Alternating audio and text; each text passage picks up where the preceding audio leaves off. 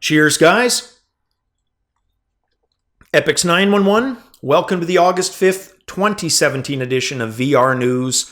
Let's dive right into VR News, starting with this first story. It's a really cool interview UPLOADVR had with Nate Burba. He's the CEO and co-founder of Survios, which of course is the company behind Raw Data, easily one of my favorite VR games yet made. They asked him a bunch of questions. Got a chuckle out of this first one just because we've had a chuckle on the channel between myself and you guys. Those companies that try to shoehorn the term VR into their company name, usually with freaking disastrous results. Well, Nate was asked that question. They're a VR developer for VR games. Why did they not include VR in their name? His answer, simple, quick. We hope to be around for 100 years. Why use VR when as a technology, it's really only been commercially available the last couple? Can't argue with that. Also agreed with his viewpoint on the gaming industry having gotten really stagnant. And it's pretty much what I said last week. I talked about it.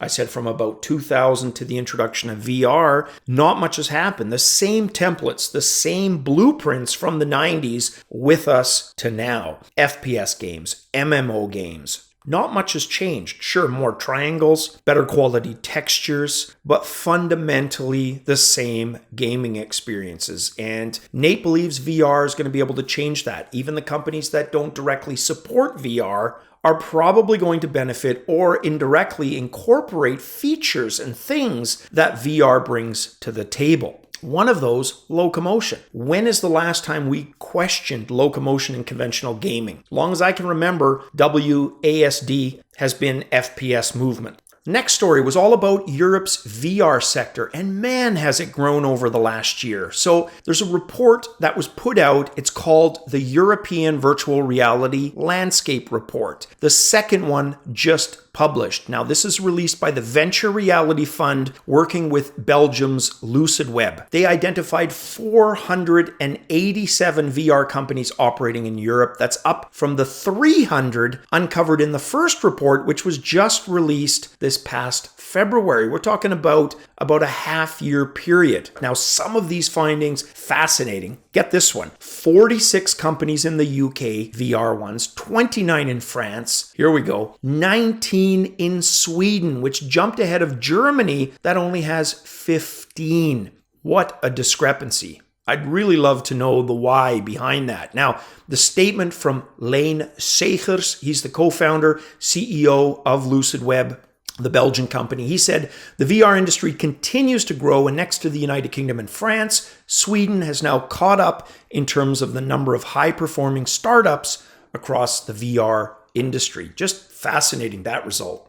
One more interesting finding, they noted that investment for enterprise-related VR technologies was increasing while slower for areas like healthcare and education. That kind of surprised me, but then I thought about it and realized, you know what? Most of the stories deal with apps, tools, platforms, and infrastructure. It's the exceptions that deal with healthcare and education. So it does make sense after all. Next story, Battlezone. Of course, I have to share this with you guys. I'm a sucker for this game. It was the game that introduced me to gaming at large. Battlezone, the arcade game back in 1980. Well, the VR game is fun. And if you look online at the reviews, even on Steam, most people would agree with me. Well, it's on for 50% off during the weekend Steam sale. You can pick that up if you've got either a Rift and a Vive. You just need to do it on the Steam VR store to get that 50% off. Unfortunately, no track controllers supported, but gamepad is, of course, and recently HOTAS has been added. So if you've got a SciTech or some other HOTAS unit, you can use that with Battlezone. Again, highly recommend that game.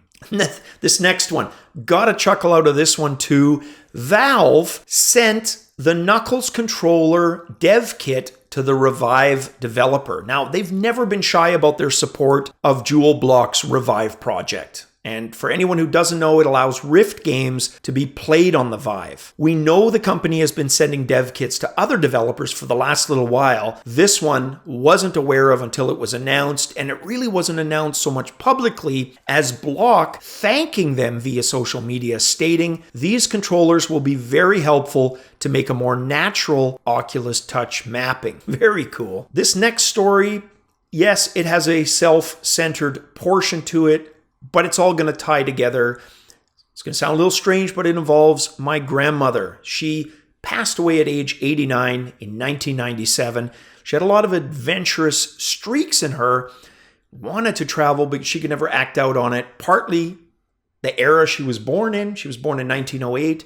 And partly because of the gentleman, my grandfather, that she was married to, which has always been an unfortunate thing. Well, other elderly people who are still alive, thankfully, benefiting from this. The future has arrived, ladies and gentlemen. The future has arrived. Introduce yourself to folks at home. I'm Dylan. I'm the CEO of Gamer's Gift, and that's actually a nonprofit I created with my friends my senior year of high school. The original goal was actually inspired by a story of mine. In 5th grade, my best friend Chris, he was diagnosed with cancer, and for a while we were huge nerds, so we skipped the books, we skipped the board games, and we went straight to the PlayStation 2. That was our way to enjoy ourselves while he was stuck there. And that kind of always stuck with me. And then I did some volunteer work with another nonprofit, and I learned the experiences and just kind of what you need to run a nonprofit, raising money and spending that money appropriately. And then I actually had English with Chris again, my friend, senior year of high school, and we were talking, and he told me that his cancer was coming back. And I'm not really sure what happened. Something inside of me just clicked, and I realized that I was going to use his story where we played video games to make him feel better, and use that in whatever way possible. What if you could, like, you're in the hospital, and what if you could immerse yourself in a whole new world than that hospital bed? Man, I think you were onto something. Okay, so let's show them how it works. So you show up in not only hospitals, but you've also done assisted living? Assisting living facilities, too. And one thing we actually just recently launched on our website, gamersgift.org. If you go there, we are trying to actually allow people to sign up if they or family members have disabilities. They could say they're unable to walk, and they would want to go to Paris. We will try our absolute best to find a Paris-related program for them to experience the Eiffel Tower, for them to experience a cafe. Dude, you were onto something. Visit our website. You can sign up for that. Okay. That brings it full circle back to my grandmother. One thing she loved was Canada, and she loved Canada before my dad decided to ever immigrate here, although he did decide to immigrate here partly because of, well, what Canada meant to the Dutch. Canadian troops liberated the Netherlands in World War II, and my grandmother, who lived through that, never forgot. She always thought and spoke so highly of the Canadian soldiers, never missed an opportunity to see them at parades or events when they came en masse to the country. Sadly, despite wanting to, even when we ended up going to Canada, again, because of situations, she was not able to join us. Had VR been around, had this technology been around while she was still alive, I could have shown her Canada.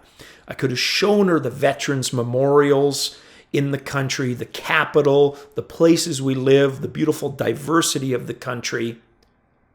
And that kind of makes me sad, but it makes me freaking hopeful. Hopeful for those of you who maybe have grandparents or relatives or friends in a situation where they could benefit and be uplifted from this awesome VR technology. Guys, have a fantastic Saturday. We'll catch you tomorrow. Cheers, guys.